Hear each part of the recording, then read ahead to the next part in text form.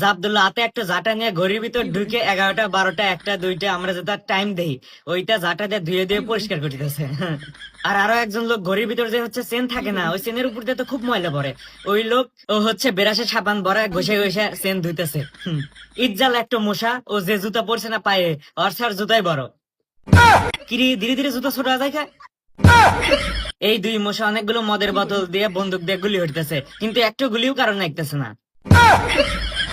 মোশাগার যে সেনাবাহিনীর প্রধান মশা, ও হচ্ছে সব মোশাগারে ট্রেনিং দেওয়া হইতেছে। কারণ হচ্ছে সামনে মশার মানুষের ভিতর খুব বড় একটা যুদ্ধ শুরু হয়ে যাবে, কারণ মশা এসে যে মানুষের কামড় দেবে হাতে হাতে মারামারি শুরু হয়ে যাবে। এই ধ্যান মশা কামড় দেওয়ার পরে যাতে মানুষ এইভাবে থাপ্পড় না দেওয়া পারে, যাতে থাপ্পড় দেওয়ার আগে মশা যাতে থাপ্পড়ের ভিতর দিয়ে বাড়া দেওয়ার পারে, এই ট্রেনিংটাই দেওয়া হইতেছে মশাগারে।